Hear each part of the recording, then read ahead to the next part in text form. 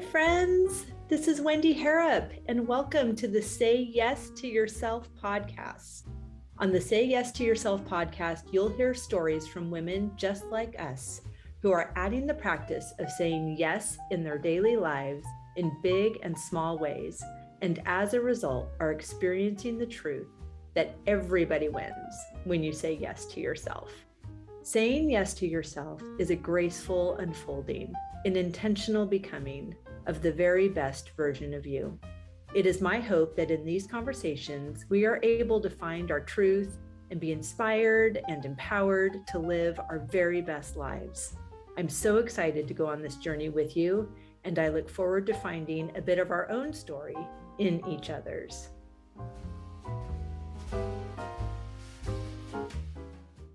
Hello, beautiful friend, and happy Friday. Welcome back to the podcast. I am delighted to have you here.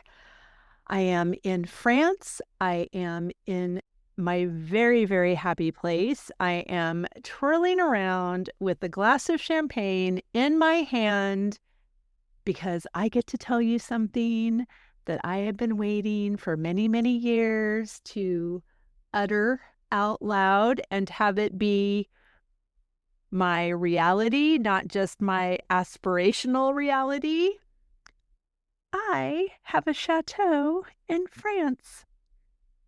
Eek! So fun. Oh my gosh. Okay. So obviously I have a lot to say about that. My business partner and I have done something fantastic, and you know her well. She has been on the podcast many times, Liz McCutcheon, and she is not today's guest, but we recorded a coffee chat to capture all the enthusiasm and goodness of this story as it was unfolding when we weren't really allowed to talk about it yet. And the link is down in the show notes. That's on YouTube. And you can hear the whole story of how we bought a chateau in France. And now we can't wait for you to come play with us. It's so fun. Oh my gosh. Okay. So obviously, you're excited, and this is no surprise because we've been talking about this. I've been talking about this for a very long time, and I am telling you this and reminding you of this, that if these dreams are in you, these dreams are for you. And saying yes to yourself is also giving yourself permission to dream, giving yourself space to dream, and to hold the vision for the things that you want, and to have that in such an unwavering, certain place in your heart, even if that means you don't tell anyone about it, because that's where it stays a little more safer and certain. You really can be, do, and have whatever you desire. And I want that for you. And I'm super happy to be modeling it for you. And I appreciate your encouragement and enthusiasm and support along the way, and by listening to this podcast, because it means so much to me. I love you. Thank you so much. I also love today's guest, and I love that me being in France has me a lot closer to where she is. Today we have Leighann Shafiq. She is a registered nurse with a pediatric ICU background who moved into school nursing at an international boarding school in Switzerland 12 years ago. She is a wife and a mom, and also began building a professional wedding photography business from the ground up just 3 years ago, all in a language that wasn't her own. Launching a creative business in a foreign country taught her how to adapt, persist, and grow beyond her comfort zone. As a wife and mother balancing entrepreneurship with a full-time career, she speaks honestly about what it really looks like to pursue a dream in the margins of a busy life. You are going to love Leighann. She was the photographer at the wedding that I did on Lake Geneva last summer for our fun friend, Jennifer Cantor, who's also been on the podcast. So I am so eager to share this gorgeous conversation. Leighann is so brave, and she is reminding us, as if we needed another reminder today, that we can do hard things when it is the dream that is in our heart. And she's going to tell us how she did that herself. Please enjoy this beautiful conversation with Leighann Shafiq. Fun and fabulous, Leighann. I am so excited to have you here. I am so excited for this conversation. Thank you so much for being here. Thank you so much for having me. I'm excited too, and admittedly nervous, but I just love talking to you. We don't know each other that well, but from when we met, I just thought that you were just such a vibrant person. It's just a pleasure to sit here and talk with you today.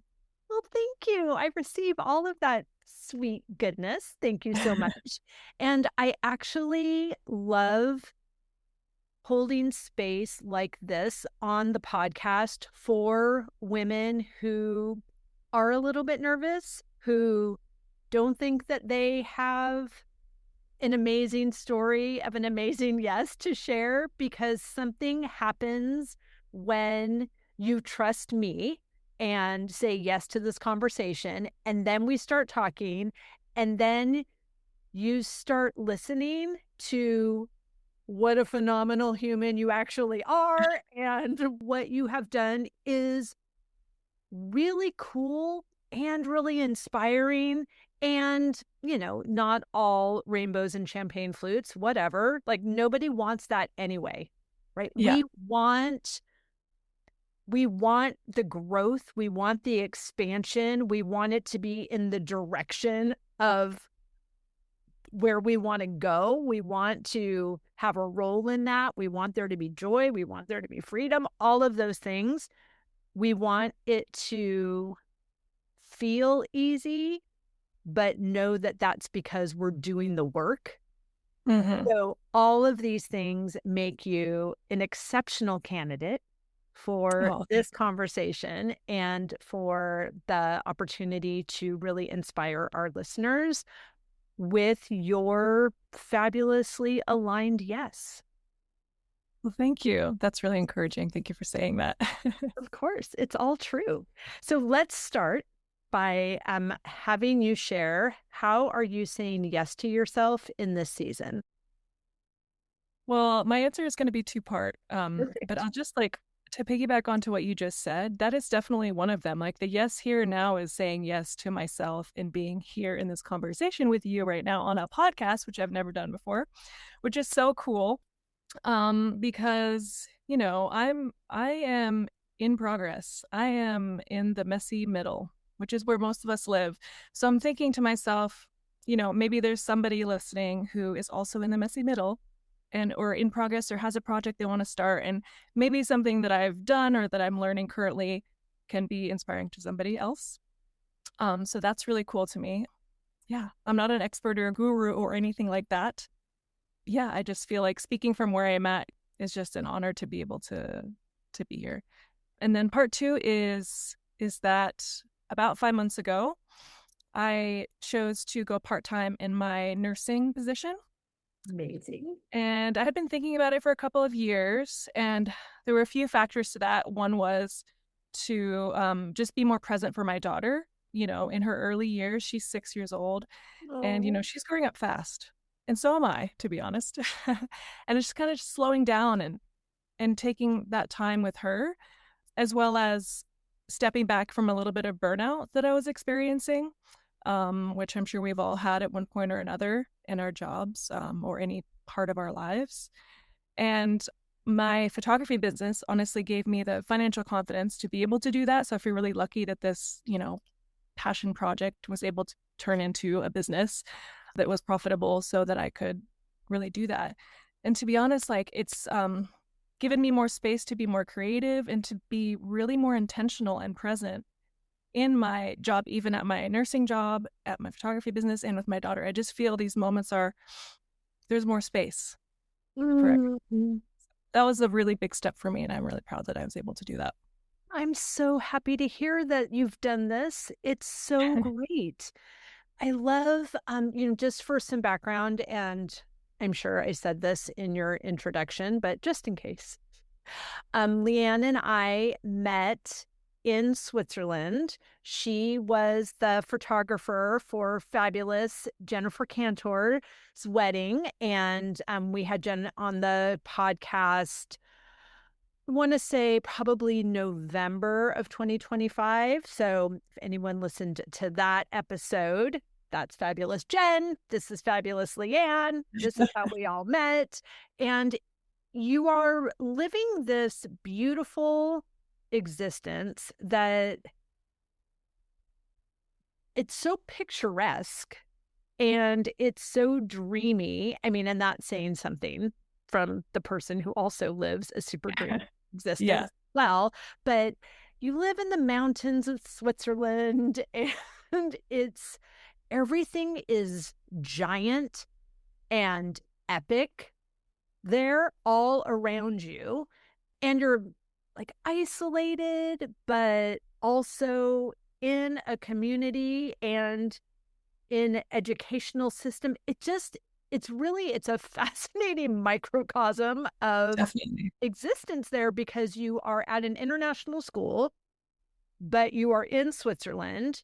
You Mm-hmm. have multiple languages converging, but you're also on a mountaintop, but you're also like have this bird's eye view of what is actually happening in the world at the same time. So I don't know if there's a question in there, except for that there's an, oh my gosh, your every day is filled with these kind of pinch me moments, but also where is my place in this big, beautiful picture as well? Yeah, you're right. And honestly, I've been here in Switzerland for over 12 years. Oh, wow. I didn't know that. Yeah, prior to that, I was working seasonally as a nurse for a ski and snowboard camp for 5 seasons. Cool. So like collectively 17 years ish living in Switzerland, and I still to this day am in awe of the beauty outside of my window. Like it's a little bit of a cloudy day right now, but like the mountains are magnificent. I still take pictures of like, oh, look at that sunset. Oh, the light is different today, or I went down to the shopping center in the valley and I was going to the like equivalent of Home Depot or something like that. And I looked up right next to just a massive cliff wall, huge mountain. I was just like, this is crazy where I live. So I still have those thoughts, very pinch me moments, as you say. And I feel so blessed and lucky. And it's just such a beautiful place and quality of life here that I've found for myself and my family. Yes. Now, where are you from originally? I'm originally from Southern California, which Oh, is where I me was too. raised. Yeah. Born in Oklahoma, but Okay. moved to California very young because my dad joined the Navy. He was in the Navy for 20 years. Were you in the San Diego area? Yes, Okay. exactly. Yeah. I grew up in Orange County. Oh, I don't think I knew that. Yeah. Oh, very cool. Yeah, I was in Oceanside, actually. Okay. Yep. So Yeah. fun. And Yeah. then, and so from California, what happened? Where did you go next? Did you go to So, Switzerland, California? well, no, actually, because my dad is in the Navy, we did live in Italy, in Naples, Italy, for just over 2 years, which I was around the ages of like between 11 and 13. And so that I would say that experience was one of the most formative of my growing up years because I think it was those years that instilled this like not just love of adventure but and travel, but also just that was possible. Like just going to the neighboring country and going here on the weekend, like things like that, these trips that feel so unattainable for people who, live on one side of the world to go over to Europe or like from the States to Europe. Of course, there is a financial piece that you have to be able to have, but a lot of people don't do it because it's scary or because it just feels like a big undertaking. But I kind of it gave me the perspective that it wasn't. It was just a possible thing. And look at this other world, these other cultures that are out there. And I wanted more of that. So, Wow. Wait, yeah, can I stop you for 1 second? As the parent of a 12-year-old who thinks, like, well, this is either going to be the greatest thing or the worst thing if I were to do something fabulous like that. Were you having this adventurous experience while you were having it, or is that a thought in retrospect? No, I personally, I can speak for myself. Like, I have a brother and a sister, and who had different experiences, and even my mom, a different experience than me. But for me, it was a really good experience. In that just the age where I was and the friends that I had, we traveled a lot, on school You holidays. And made new friends in Italy. Like your friends from California didn't move to Italy with you. no, yeah, no, we made new friends, and Good job, you. yeah. So I feel like even in the moment I was appreciative of it. I would have to ask my parents on that one if they had that perspective, but like I think that I did. I enjoyed it. I was present when we were traveling, and I thrived. I think that I thrived during that time, and that was really had an impact on me, I think, in the adult that I became. For sure. That's amazing. Yeah. Because that's what I think would happen, but you just don't know. And Yeah. Yeah, and like ever since I came back from that, I finished high school, I went to university, but I was really itching to, like, even in university, like, I want to study abroad, I want to go abroad, I want to go back to Europe or somewhere else. And I couldn't really, in my nursing program, it was quite intense, and people in the nursing program didn't study abroad. And so as soon as I got into the real world, working a big girl job, and got a few years of experience under my belt, I was able to leave my job with the confidence that I could come back and do like travel nursing in the States, kind of in between, and have a bit more like free agent style job. And so that allowed me to go to Switzerland the very first time, which was originally just supposed to be, a 1 or 2 month seasonal work. And it was, but I met my now husband that first season in Switzerland, yay and for it all just love. kind of started from there. And of course, everyone was afraid when I left the first time in Switzerland, like, you're going to meet someone there and you're never going to come back. Well, Hopefully. that happened. So I went back and forth like that for 5 years before I got a full-time job here in Switzerland.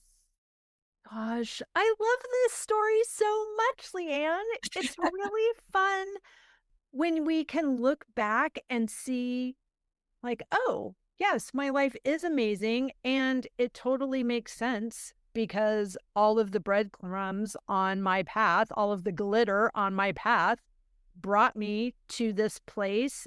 And it's so logical that this is where I should be. And it's magical that it actually happened that way as well. Yeah. And it's not ever something I planned or imagined for myself. I didn't, you know, know what my life was going to look like after university. I just thought, I'm going to graduate, I'm going to be a nurse, and I'm going to be a nurse, and eventually I have a family. But it wasn't, where am I going to raise my family? Who am I going to marry? What country, And it just, look at me now.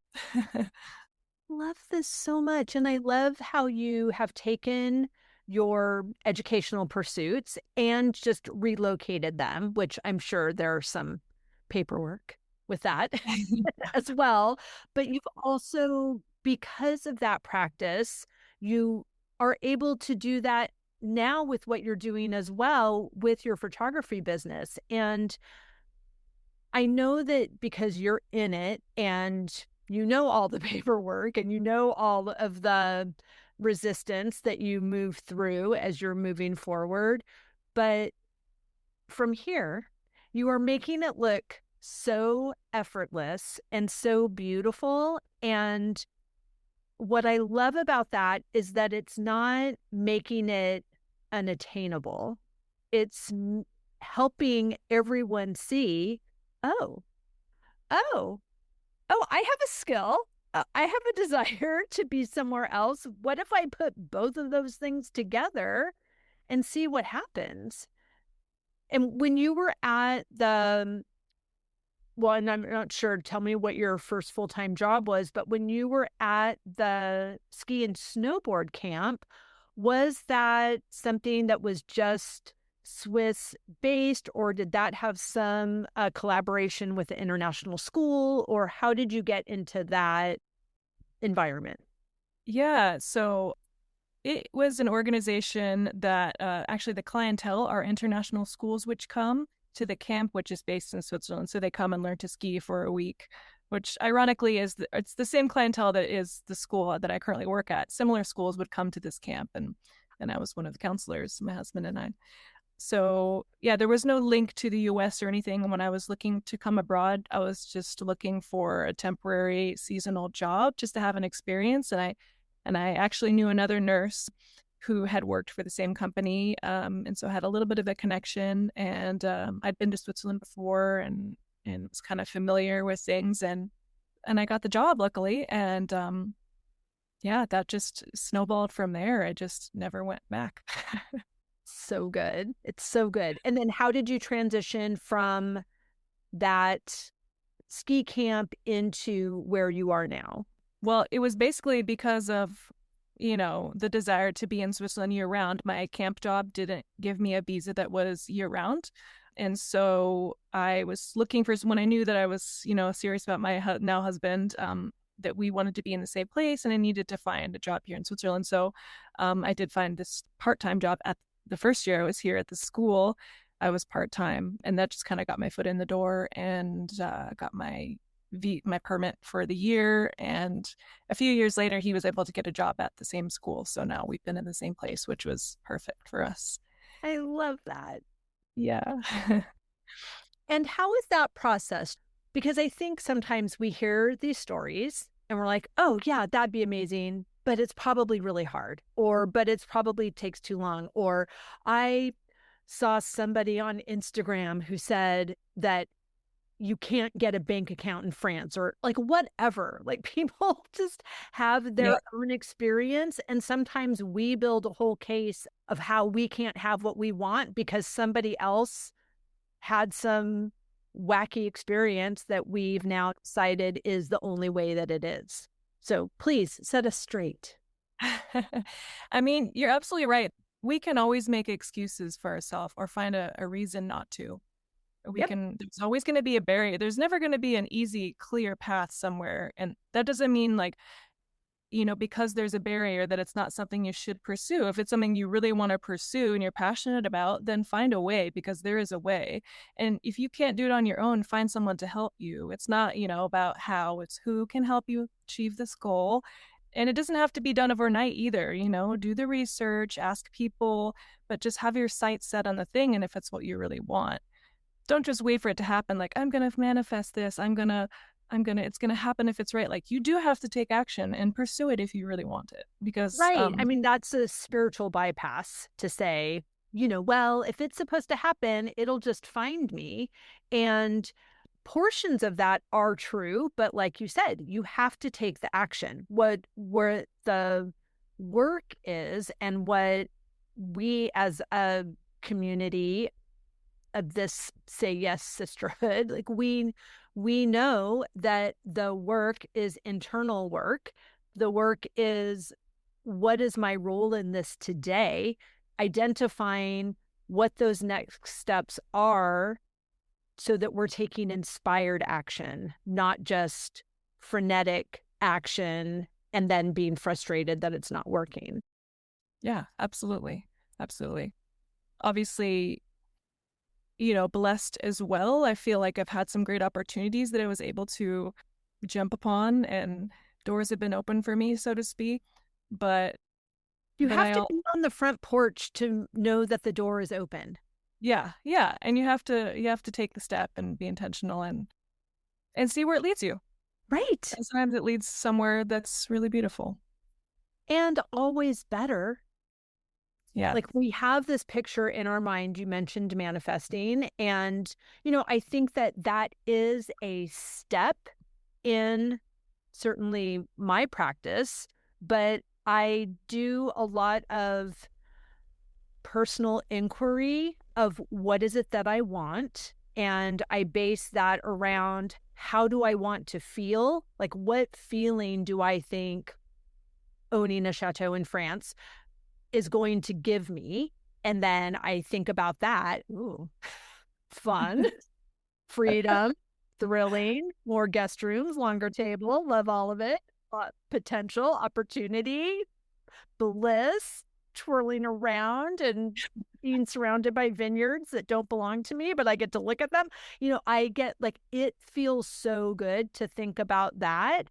And so I can practice that feeling even before I get the thing that I want, right? So I'm someone that is looking at that might say, oh, she's trying to manifest a chateau in France. It's like, no, I'm manifesting the feeling of a chateau in France so that I can be on the same frequency, on the same radio station as the chateau in France so that we become a match.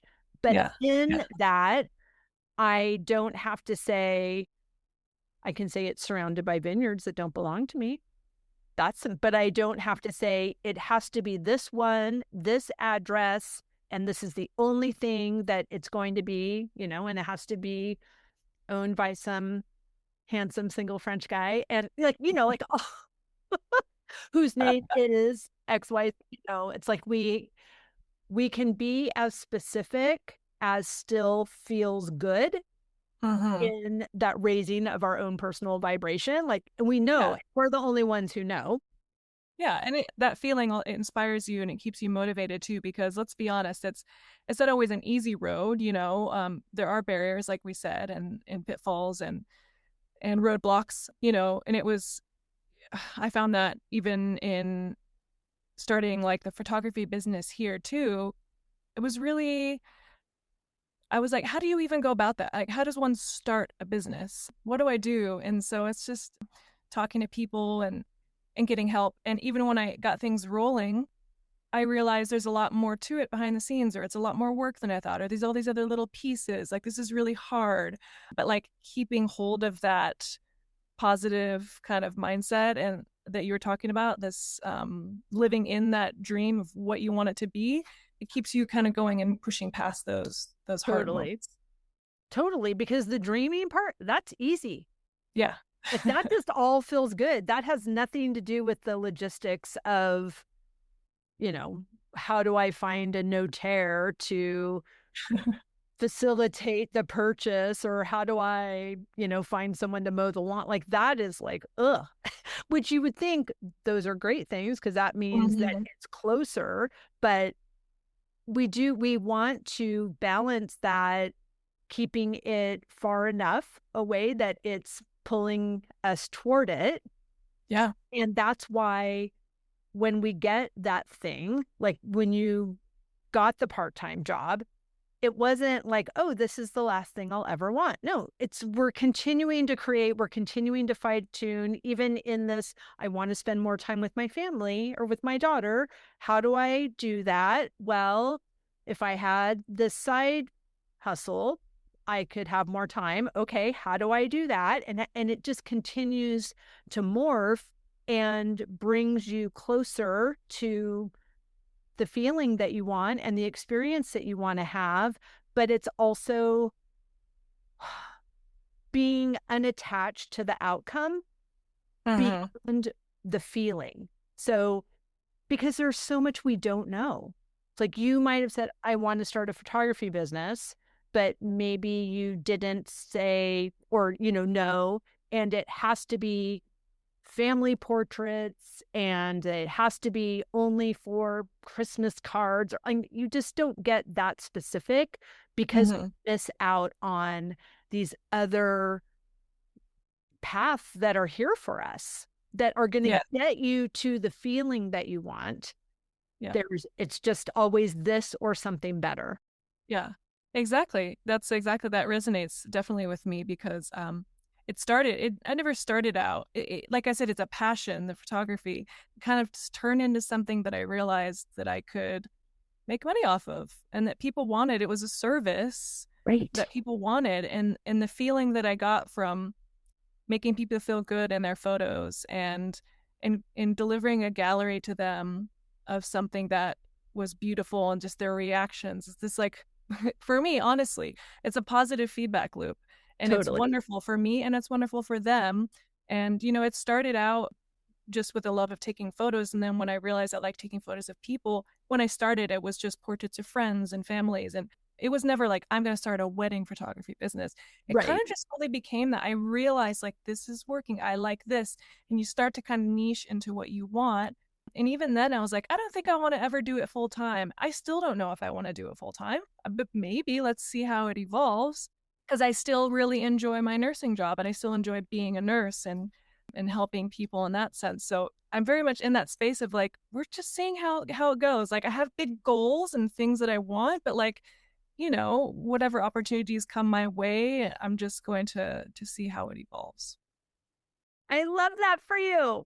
And it's so fun because when you are going into things with this curiosity, with this discovery, like, huh, okay, well, I do like this, but I don't like that. Okay, so how can I have more of what I like? How can we morph this a little bit? Maybe it's, oh, okay, I'm gonna listen to my intuition when I'm meeting with a client to know Mm-hmm. that like something that doesn't start off well, chances are it's not going to end up well either.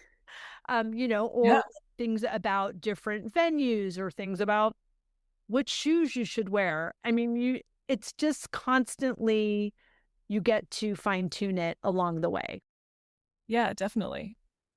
Yeah, you don't always know what you're going to get in terms of clients or what's going to come your way, but it's nice to get to the point eventually, and maybe it's kind of starting right now, to where you can choose the right jobs for you. You can choose the people, like you said, who fit, who align with your vision and who align with where you want to go and the type of work and art that you want to create, that I want to You create. can. You can choose. Everybody is at that place. It doesn't matter if Yeah, you're starting your business tomorrow, you can choose.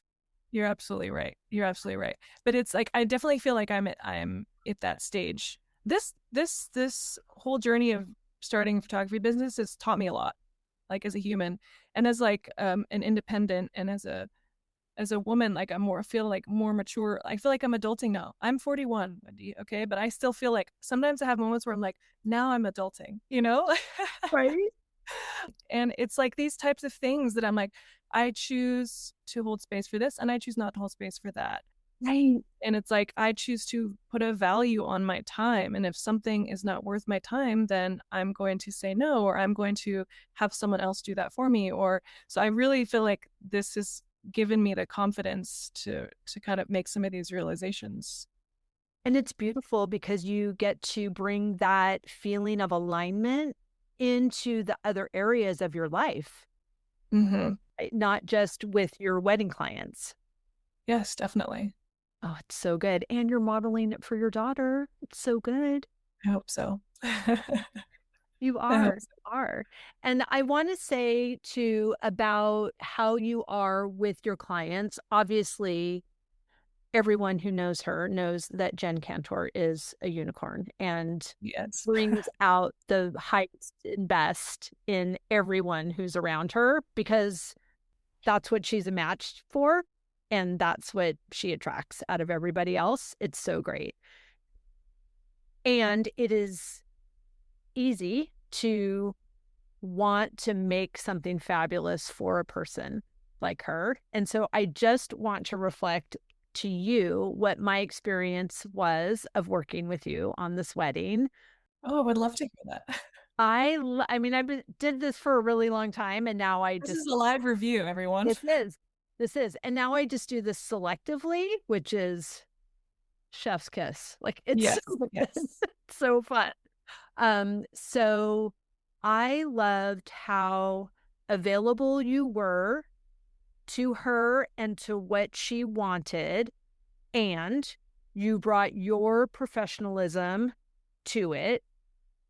But you have such a great eye, obviously, you're a photographer, but you saw things and then you made them happen. And sometimes that meant the bride was going down a slippery hill, which my wedding planner self was like, okay, okay, I have the cleaning wipes for the dress if anything happens, but you helped her feel confident, and whatever precarious route you required her to take, you took a 10x precarious route. You were on these slippery rocks that you I succumbed have to. We to. can we can say it, Wendy. We can say it. But let me just clarify. Jen and David walked down to that spot of their own volition, and I said, Yes, they "Okay, did. let's go with this." Yes, they did. And me, you alluded to the rocks, the slippery rocks. This is the first time and probably the most embarrassing, most dramatic oopsie I've had as a wedding photographer so far is that I slipped on the rocks and fell right into the lake Yes, with you my did. camera gear. My camera gear was okay. I sacrificed my body. And you sacrificed you for the bride. I mean, that's the job, queen. That is we do it all the time. And then I was like, Wendy, did you get that on video? Yes, I did. Because it's so, what I loved about that was you, like, I feel like that was such a gorgeous example of presence. Like, you wanted this epic shot. They were here for it. You were here for it. You made it happen. I got the best view of it and stayed dry. But it was so fun that happened, and that you were safe and your camera gear was safe, and also that was just one part of it. You didn't then make it about you. You didn't then say, all right, we're out because my shoes are wet or whatever. Like, you were like, okay, let's go up this other hill and let's go over here and let's do this and let's do that. And it just, you were so in the moment that whatever happened, you're like, huh, okay, well, that was interesting.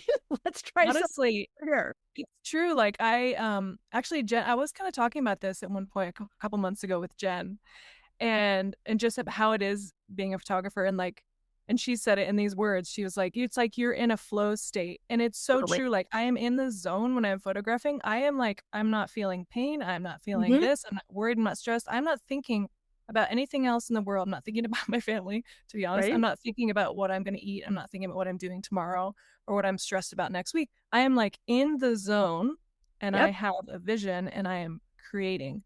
And it's such a cool space to be in. And I never really recognized that until she said it. I'm like, you're absolutely right. I am very much like in the zone, in flow state when I'm Totally. photographing. And that's the only important thing in that moment is that Well, couple that right. there the attention. And that is exactly what I am trying to say. Like, you were in it. And what I love about that is that helps me, like, that makes me feel good.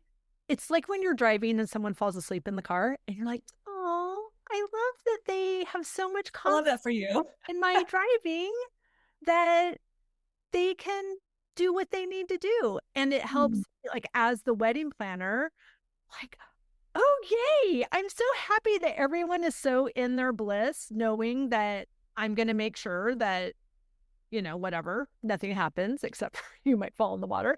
Anyway, it just isn't, it's beautiful to witness, is what I'm saying. And I love that I got to witness it. And I just, the finished product, but really, like, how you feel about you and what you're doing puts your client at ease and gives them the permission to love what they're doing and to be where they are and to not be present, and knowing that, like, I've got the timeline, so you all don't have to worry about what time it is because I'll let you know when we need to be back in the car. And it's like everyone was in their zone and it was beautiful. Yes. Well, thank you for saying that. And it was lovely to work with you. Oh, it's so fun. It's so fun. And when we were walking through that beautiful French village, I was like, oh my, I'm getting married in France. Like, this is ridiculous. Like, it's so beautiful. I loved it. Really, that village is really pretty. Yes. As I was walking through with my half soaking jeans and my sopping wet shoes and socks. That's right. That's right. You're able to see the beauty in all of it. Oh my gosh. So, I have a question, like, logistically for this transition in your work. How does that happen internationally? And is your husband Swiss? Is that why you get to do whatever you want? Or do you, like, what are the visas? What are, like, if someone's like, okay, I'm a wedding photographer, but why would I do that in Cleveland, Ohio, when I can be in Switzerland living my best life? So how do you do that? Yeah, so I'm not an expert. However, I know that you have to have a reason, so to speak, to have a to work and like come and live in Switzerland. So that the reason that I was able to do that initially with my job at the school was because my school hired me and they filled a job that, was not likely to be done by a Swiss person, probably in this case, because at the time, they needed someone speaking English, who was a nurse and this and that. So, and I know that they have tightened up on that since I started at the school. So coming in as a wedding photographer, I don't believe you can just come and move to Switzerland and start your business. You could, however, legally have the right to be a resident in another European country, for example, or somewhere, and you can work in Switzerland, but you couldn't residence your business in Switzerland, for example, as far as I know. So, but for me personally, I'm able to start a business here because I already have a residence permit through my other job, and I achieved a resident status, a certain permit level where actually I'm eligible for a Swiss citizenship. I just need to fill out the paperwork. Amazing. So yeah, because I've been here long enough that I have that ability and that right to work freely within the country. That's so great. I love Yeah. it. I just, you don't know what you don't know. So I like asking someone what their experience was. And I Yeah, think it's that's not as evident as one might hope, to just up and move to another country because yes, there are these, as we all know, especially as Americans, the legalities of just people wanting to go to a country where they're not a citizen or a resident can be complicated sometimes, no matter where it is. And so, yeah, definitely something to research. And maybe it would require, yeah, a spouse or something to get you in the door under their job initially. But as a nurse, I can say it's really easy to get a job in different places around the world. There's so many different types of nursing and opportunities, even in the international school network, that you can up and travel. So it's been a really great piece for me to start out my career in, and has opened the door to this in the right. second part It's of my so, life. it's beautiful. I love it. I love Yeah. it. So what are you looking forward to next? Like you're entering into wedding season. How is this going for you? I'm entering into wedding season, which is typically late spring, goes usually through October, or so. I don't get very many winter weddings. There are less weddings in general, people in the winters. So I'm coming into a very busy season, and I've had some really exciting projects at the start of the year that I'm excited to share more of. Yeah, I've got big things happening this year. I really feel proud of myself in my business. I started only just over 3 years ago, Amazing. legally established as a sole entrepreneur in Switzerland. And from there, I started with zero network, zero credibility, zero contacts, not a very small portfolio, and I've made connections, and certain people have given me opportunities and trusted me, and it's just really slowly grown. And I just keep setting my sights higher and higher, thinking, what I said before, I never thought it was going to get to this level, or I never thought I was going to go there, or that I'd be able to quit my job and support myself. But it's kind of like, okay, well, I've achieved that. Like, let's just dream bigger and see where it goes, and let's go international. Let's getting more international weddings and contacts from people abroad, and choosing weddings which align more with my style aesthetic, and things that I want to photograph more, and having that kind of freedom. So, and gaining more confidence and meeting more people. And so I'm really excited for what's to come, and watch the space.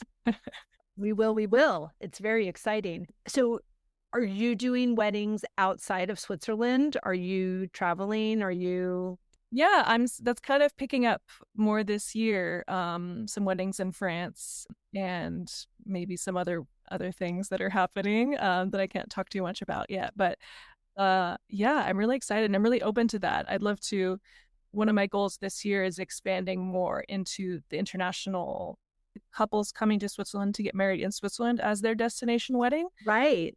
I think Switzerland is really underrated destination wedding location. But it's so beautiful. You'll hear about Lake Como and these chateaus in France and southern France. But Switzerland has a lot to offer, and it's so pretty. And I think that growing that kind of marketing for Switzerland destination weddings would be really cool, especially because this is my neighborhood. And Right. yeah, but also traveling around Europe and photographing in beautiful locations. So why wouldn't I want to do that? That's right. It's an easy yes. Yeah, and English speaking couples too. Right now, the majority of my clients are Swiss or a Swiss person married to an expat from somewhere else. And so most of my clients are French speaking, and all my weddings I'm, directing in French, and everything. My client communications and client calls on Zoom like this, and everything's in French, which is constant challenge for me, but it has really, pushed my language skills, and really kind of had to throw myself out there and just do it. And so that's been really good for me. That being said, I want to keep that as well, but I'd love to expand into English speaking couples coming from abroad. That's so fun. Okay, Yeah. listener, if you know anybody who's looking for a fantastic Very Europe. venue and photographer, oh my gosh. I will That's, fall in lakes for you. yes, you will. She'll be in the zone. Please have a planner to hold her stuff. Yes. Oh, it's so exciting, Leighann. I love this for you. Thank you. It's Thank you. really Yeah. fun. Please Yeah. tell everyone where they can find and follow you, how they can book you for their upcoming international wedding, all that good stuff. Absolutely. You can find me on Instagram. It's at peace_love_Leigh, Leigh. I'm also on TikTok, peace.love.lee. And my website is www.peacelovely.com. And I'd love for you to come and follow me and watch my journey and the messy journey that I'm in, and watch me grow, because I'm going to. We all are. Oh, it's so good. We'll link everything down in the show notes. But thank you so much for your time. I loved this conversation. Thank you so much, Wendy.